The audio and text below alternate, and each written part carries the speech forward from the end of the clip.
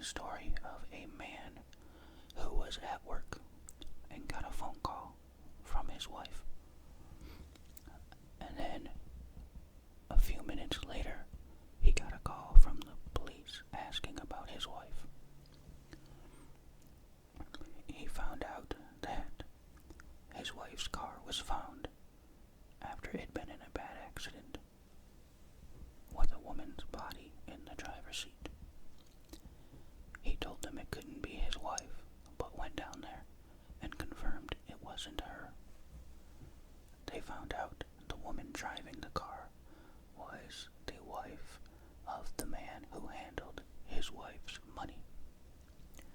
So the police went on to talk to that man, and he went home, but still didn't know where his wife was. He got a letter sent to him from his wife earlier that day that explained that she had something to take care of from her past, and for him not to worry or to go to the police. He noticed that that letter was typed with the same typewriter that typed up letters that the man who handled his wife's money would send to his wife. So he was trying to figure out who it was that would have typed both letters and why, since it was different stationery and his wife couldn't use a typewriter, and surely the man that sent her those letters didn't type up himself, he had a secretary. Then that man called him and said he just saw his wife and gave her money and was asking what was going on.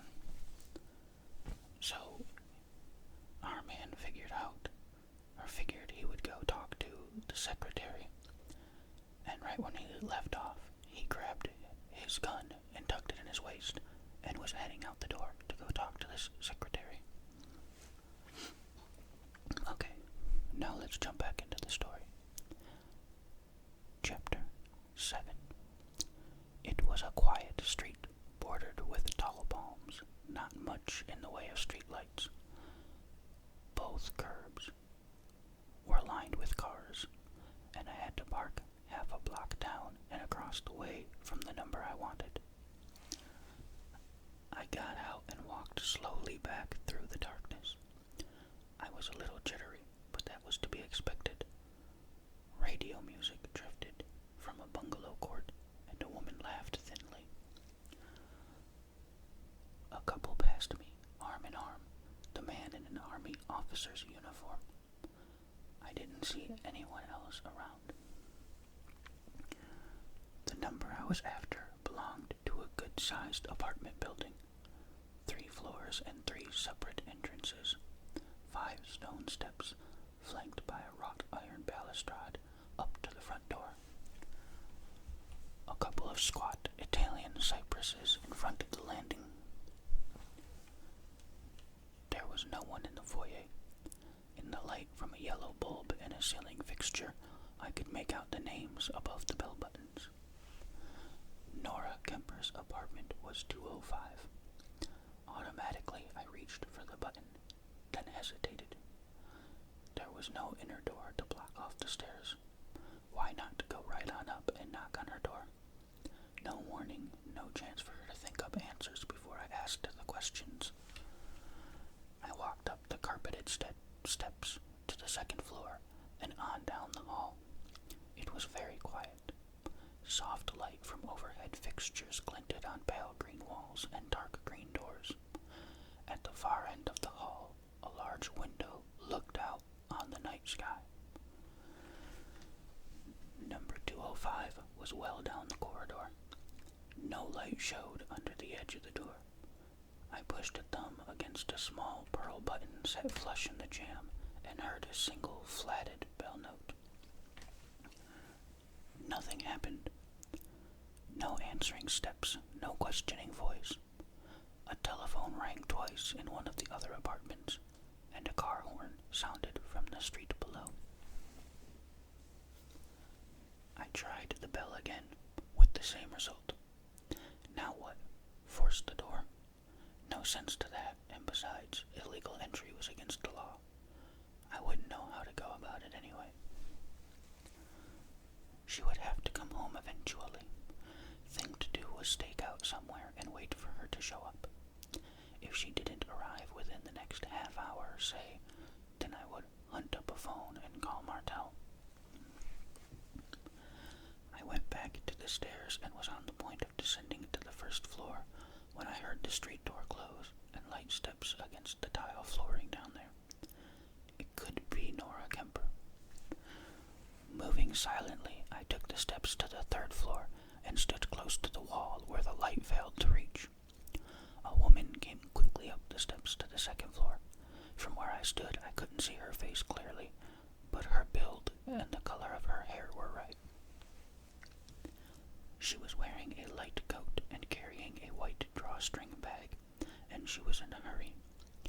She turned in the right direction, and the moment she was out of sight, I raced back to the second floor. It was Nora Kemper, all right. She was standing in front of the door to 205 and digging into her bag for the key. I had a picture of her getting inside and closing the door and refusing to let me in. I said, "Hold it a minute, Miss Kemper." She jerked her head up and around, startled. I moved toward her slowly.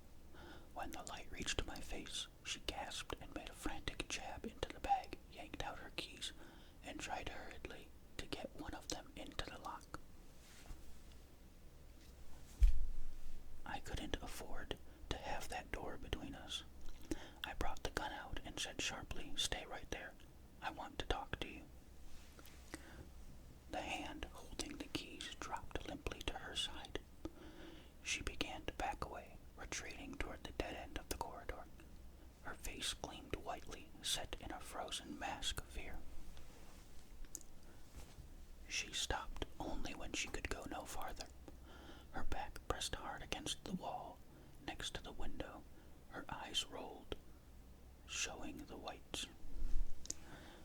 Her voice came out in a ragged whisper. What do you want?" I said, "You know me, Miss Kemper. You know who I am. What are you afraid of?" Her eyes wavered, dropped to the .38 in my hand.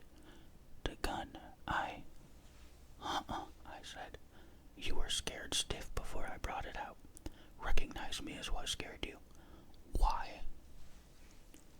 Her lips shook. Against the pallor of her skin, they looked almost black. "I don't know what. Don't stand. Please, let me go." She tried to squeeze past me. I reached out and grabbed her by one arm. She gasped and jerked away, and her open handbag fell to the floor, spilling the contents. She started after them, but I was there ahead of her. I had seen something that shook me like a solid right to the jaw.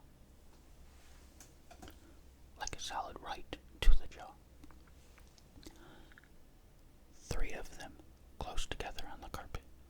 I scooped them up and straightened and jerked Nora Kemper around to face me. I shoved my open hand in front of her eyes, letting her see what was in it. "Keys," I said hoarsely. "Take a good look, lady. They came out of your purse. The keys to my apartment, my mailbox. My wife's keys." A small breeze would have knocked her down. I took a long look at her stricken expression, then I put a hand on her shoulder and pushed her ahead of me down the hall. I didn't have to tell her what I wanted. She unlocked the door and we went in. When the lights were on, she sank down on the couch. I stood over her, still holding the gun. My face must have told her what was going on behind it, for she began to shake uncontrollably. I said, "I'm a man in the dark, Miss Kemper. I'm scared, and when I get scared, I get mad.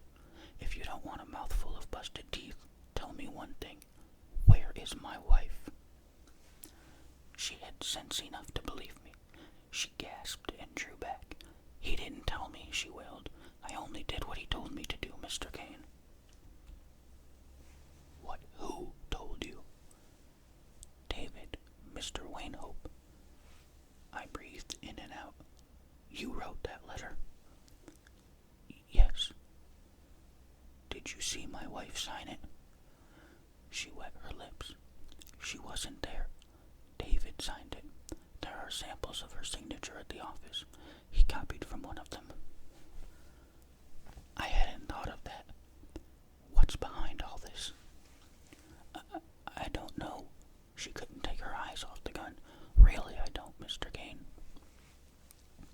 You know a hell of a lot more than I do, I growled. Start at the beginning and give it to me. All of it. She pushed a wick of black hair off her forehead. Some of the color was beginning to seep back into her cheeks, but her eyes were still clouded with fear. When I got back to the office from lunch this afternoon, she said, David was out. He called me a little after 3 and told me to meet him in the corner of Fountain and Courtney. I was to take the Hollywood streetcar instead of a cab and wait for him there. Did he say why? No. He sounded nervous, upset. I was there within 15 minutes, but he didn't show up until almost 3:45. Go on, I said when she hesitated. Well, we went into an apartment building on Fountain. Dave took out some keys and used one of them to take mail out of a box with your name on it. Then he unlocked the inner door and we went up to your apartment. He had the key to it too. He gave me the keys and we went into the bedroom. He told me to call you and what to say. Before that, though, he hunted up the vacuum cleaner and started it going. Then I talked to you on the phone. I stared at her. You did fine. The cleaner kept me from realizing it wasn't Donna's voice, and I suppose, at one time or another, Helen must have found out Donna called me Poopsie and told Dave about it. Big laugh. What happened after that? Her hands were clenched in her lap, whitening the knuckles. Her small breasts rose and fell under quick, shallow breathing. Fear had taken most of the beauty out of her face. Dave opened one of the letters he had brought upstairs, she said tonelessly, and left it next to the phone. We went back downstairs and drove back to the office. On the way, Dave stopped off and bought some cheap stationery. He used some of it to write that letter. He told me to mail it at the post office right away. Then he walked out. I haven't seen him since. Secretaries like you, I said sourly, must take some finding. Whatever the boss says goes. You don't find them like that around the broadcasting studios. Her head swung up sharply. I happen to love Dave, and he loves me. We're going to be married, now that he's free. My face ached from keeping my expression unchanged. How nice for both of you. Only he's got a wife, remember? She looked at me soberly. Didn't you know about that? About what? Helen Wayne Hope. She was killed in an automobile accident this afternoon. When did you hear that? David told me when he called in around 3:00. I let my eyes drift to the gun in my hand. There was no point in flashing it around any longer. I slid it into one of my coat pockets and fished a cigarette out, and used a green and gold table lighter to get it going. I said, and all this hocus-pocus about signing my wife's name to a phony letter, calling me on the phone and pretending to be her, all this on the same day Dave Wayne Hope's wife dies, and you don't even work up a healthy curiosity. I find that hard to believe, Miss Kemper. You must have known he was into something way over his head. I love David, she said simply. I blew out some smoke. Love isn't good for a girl like you. Leave it alone. It makes you stupid. Good night, Miss Kemper. She didn't move. A tear began to trace a jagged curve along her left cheek. I left her sitting there and went over to the door and out, closing it softly behind me. Chapter 8. At 11 o'clock at night, there's not much traffic on Sunset, especially when you get out past the bright 2-mile stretch of the Strip with its Technicolor neons, its plush nightclubs crowded with columnists and casting couch starlets and vacationing Iowans, its modernistic stucco buildings with agents' names and stylized lettering across the fronts.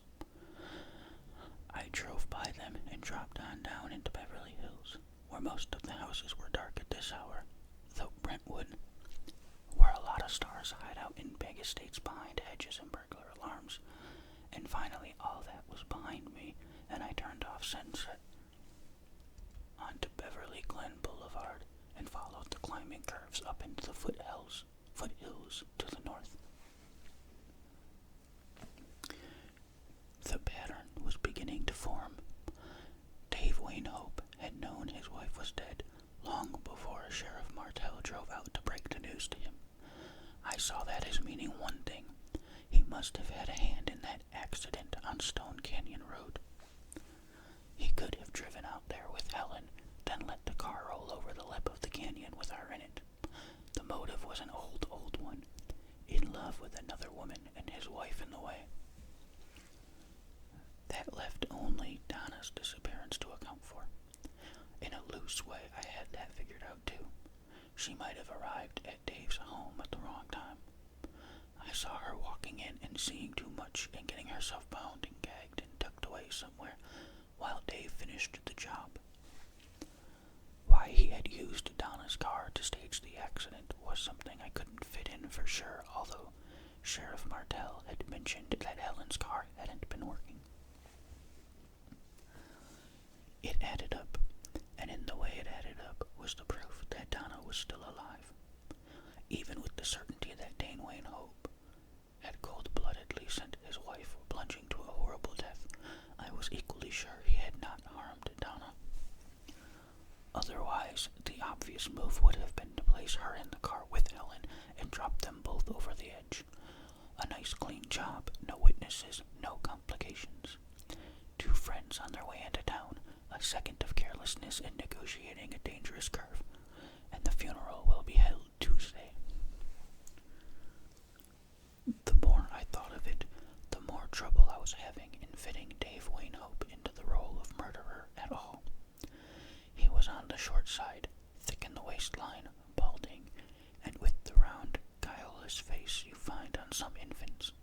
As far as I know, he had never done anything more violent in his life than refuse to tip a waiter. None of that proved anything, of course. If murders were committed only by people who looked the part, there would be a lot more binaural played in homicide bureaus. Is that pinochle? Pinochle? Is that how that's spelled? I'm sorry, I've never seen that word before.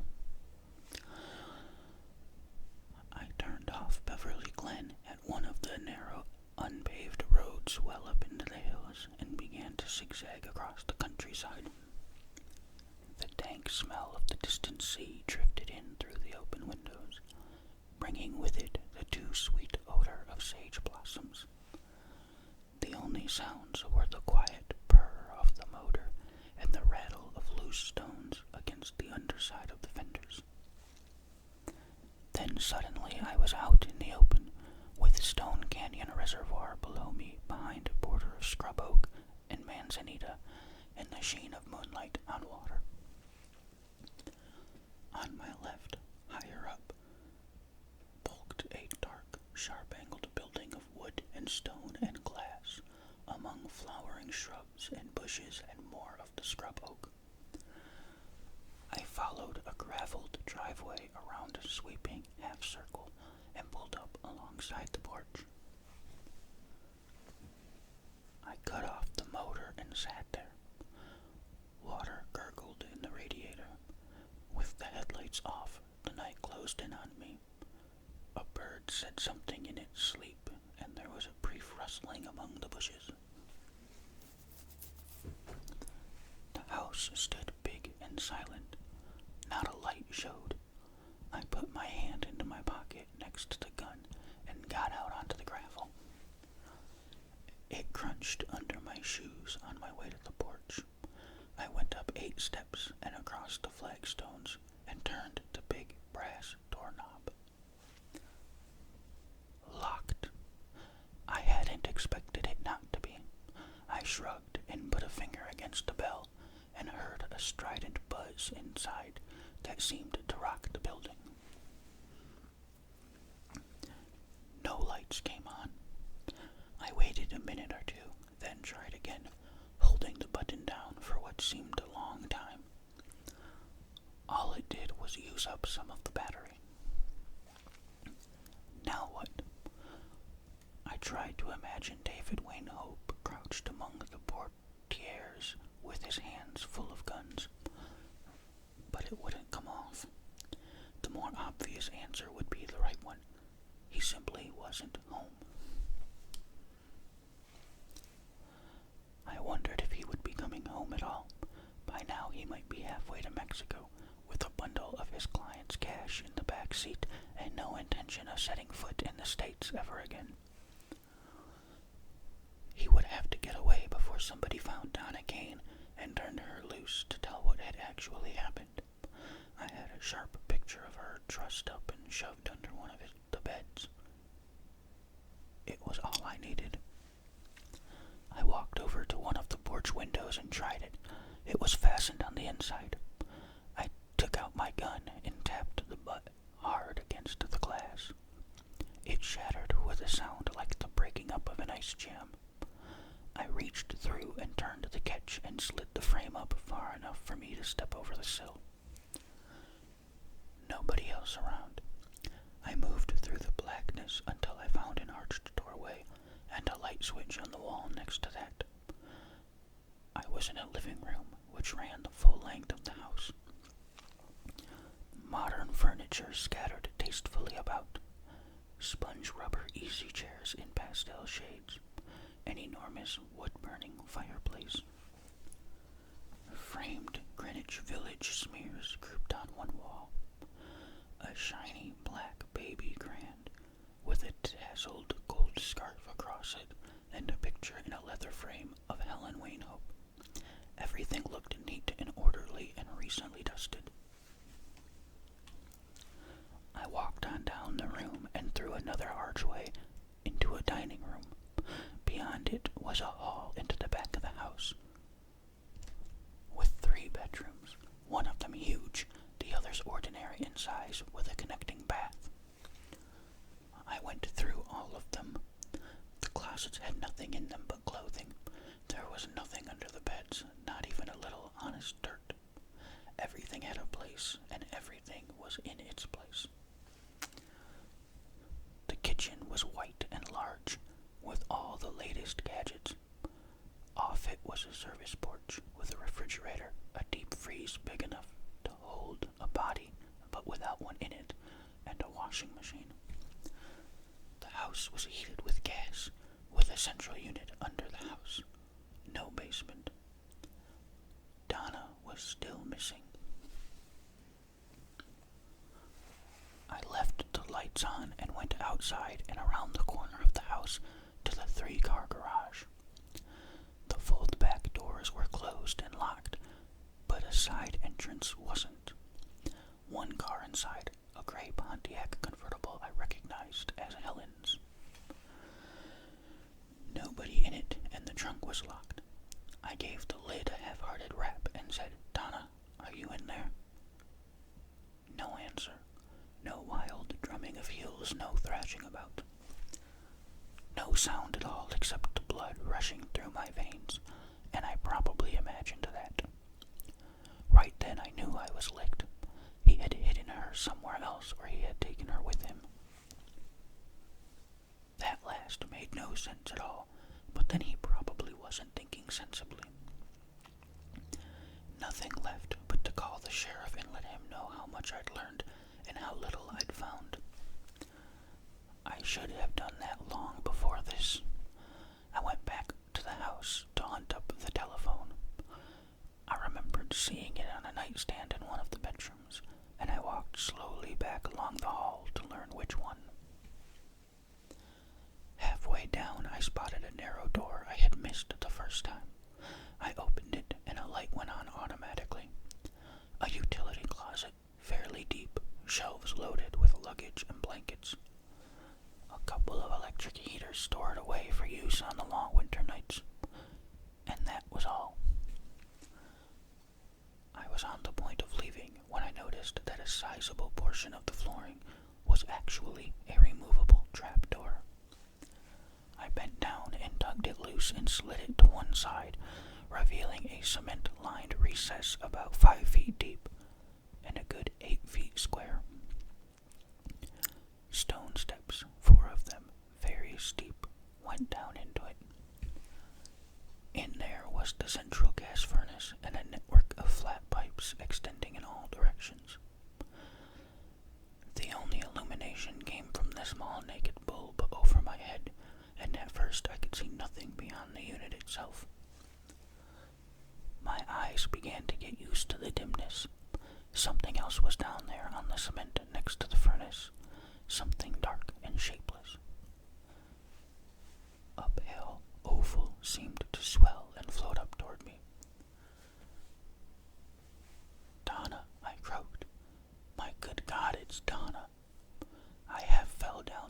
steps and lifted the lifeless body into my arms. Getting back up those steps and along the hall to the nearest bedroom is something I would never remember. And then she was on the bed, and I was staring down at her. My heart seemed to leap once and shudder to a full stop, and a wordless cry tore at my throat. The girl on the bed was Helen Wainhope. Chapter 9. I once heard it said that a man's life is made up of many small deaths, the least of them being the final one. I stood there looking at the dead woman, remembering the charred ruins of another body beside a twisted heap of blackened metal, and in that moment a part of me stumbled and fell and whimpered and died. The telephone was there waiting. I looked at it for a long time. Then I took a slow, uneven breath and shook my head to clear it and picked up the receiver. Put it down, Clay.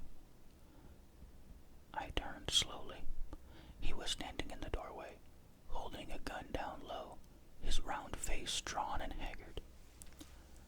I said, "You killed her, you son of a bitch." He wet his lips nervously. Put it down, Clay. I can't let you call the police. It didn't matter. Not really. Nothing mattered anymore except that he was standing where I could reach him. I let the receiver drop back into place. Like something left in the oven too long, I said. That's how I have to remember her. I started toward him. Not fast. I was in no hurry. The longer it lasted, the more I would like it. He brought the gun up sharply. Don't make me shoot you. Stay right there. Please, Clay. I stopped. It took more than I had to walk into the muzzle of a gun. You have to be crazy, I guess, and I wasn't that crazy. He began to talk, his tongue racing, the words spilling out. I didn't kill Donna, Clay. It was an accident. You've got to believe that, Clay. I liked her. I always liked Donna. You know that. I could feel my lips twisting into a crooked line. Sure, you always liked Donna. You always liked me too. Put down the gun, Dave. He wasn't listening. A muscle twitched high up on his left cheek. You've got to understand how it happened, Clay. It was quick like a nightmare. I want you to know about it, to understand that I didn't intend. There was a gun in my pocket. I thought of it and I nodded. I'm listening, Dave. His eyes flicked to the body on the bed, then back to me. They were tired eyes, a little wild, the whites bloodshot. Not in here, he said. He moved to one side. Go into the living room, ahead of me. Don't do anything foolish. I went past him and on along the hall. He was close behind me, but not close enough. In the silence, I could hear him breathing. I sat down on a sponge rubber chair without arms. I said, I'd like a cigarette, Dave. You know, to steady my nerves. I'm very nervous right now. You know how it is. I'll just put my hand in my pocket and take one out. Will that be all right with you? He said, go ahead, not caring, not even really listening. Very slowly, I let my hand slide into the side pocket of my coat. His gun went on pointing at me. The muzzle looked as big as the 2nd Street tunnel. My fingers brushed against the grip of the .38. A knuckle touched the trigger guard, and the chill feel was like an electric shock. His gun went on staring at me. My hand came out again, empty. I breathed a shallow breath and took a cigarette and my matches from behind my display handkerchief. My forehead was wet. Whatever heroes had, I didn't have it. I struck a match and lit the cigarette and blew out a long plume of smoke. My hand wasn't shaking as much as I had expected.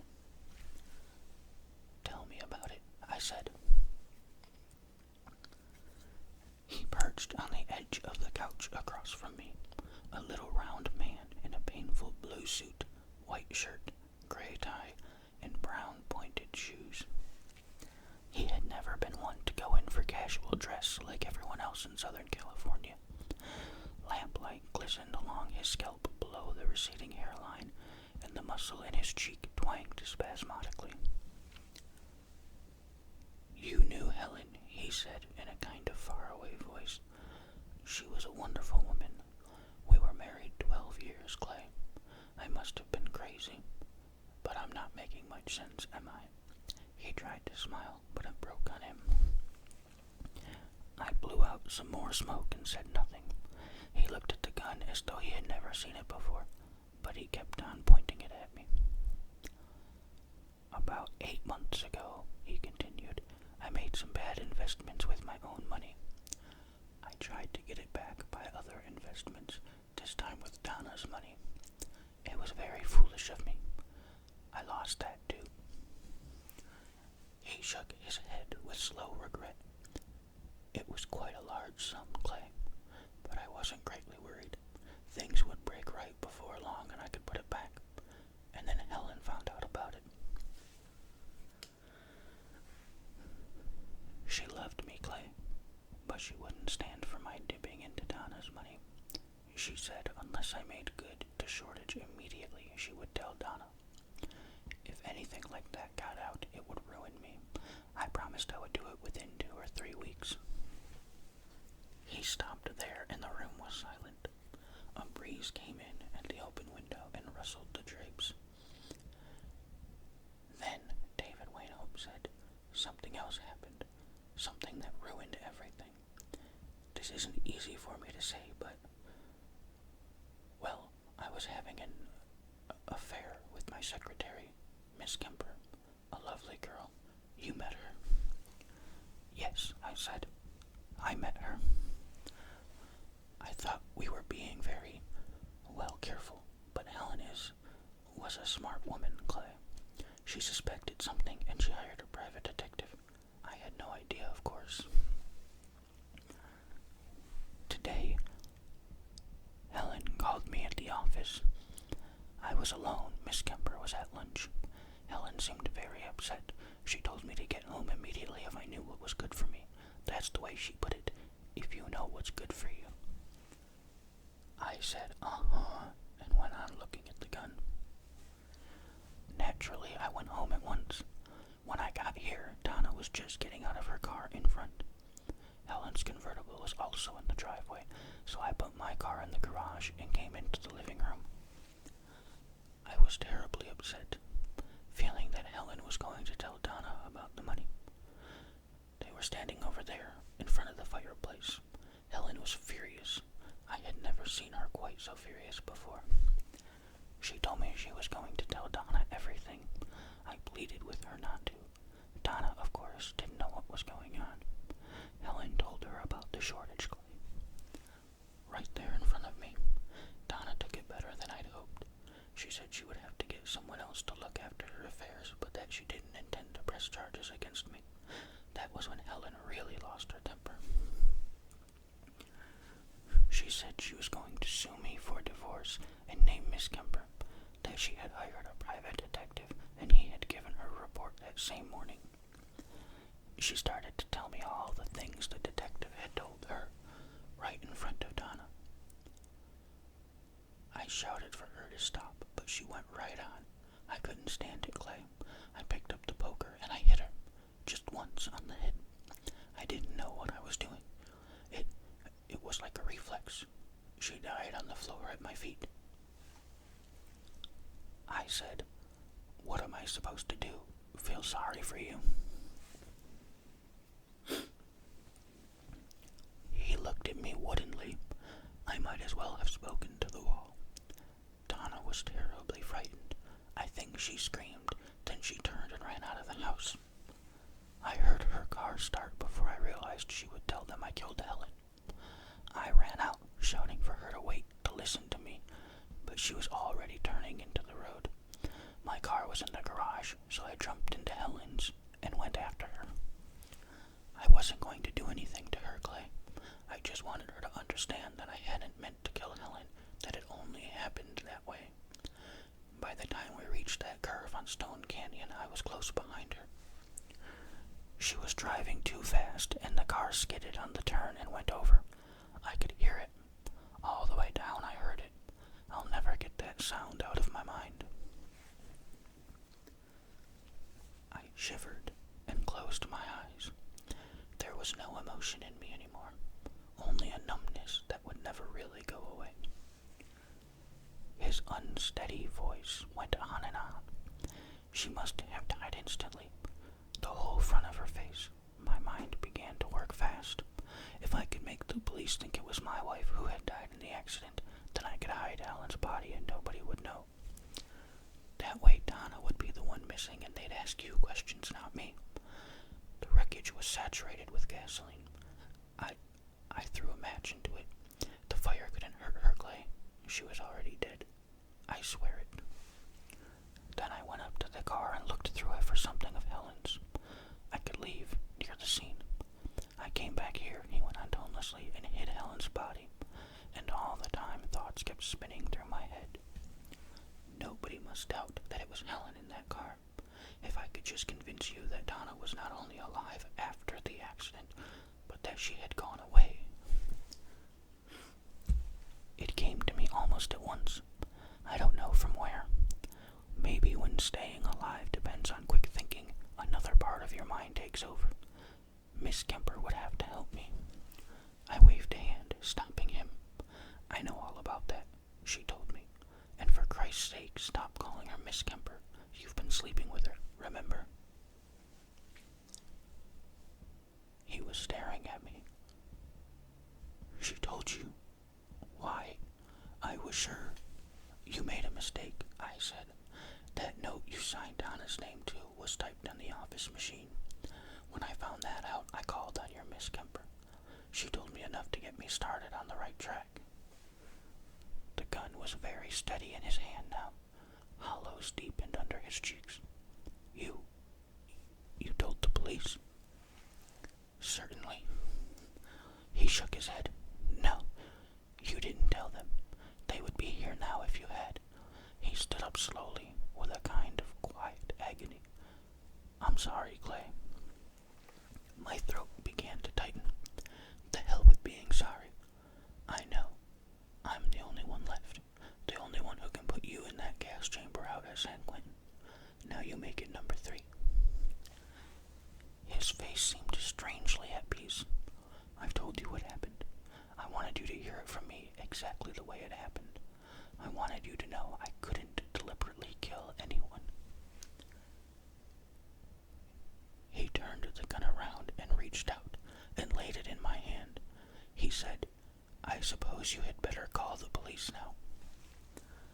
I looked stupidly down at the gun and then back at him. He had forgotten me.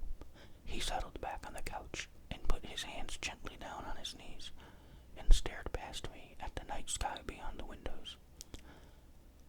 I wanted to feel sorry for him, but I couldn't. It was too soon. Maybe someday I would be able to.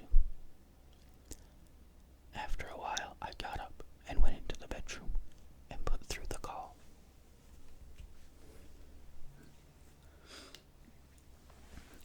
And that's the end of that story. I'm not gonna lie, I really wasn't expecting that ending. I thought one of the two of them would end up dead, but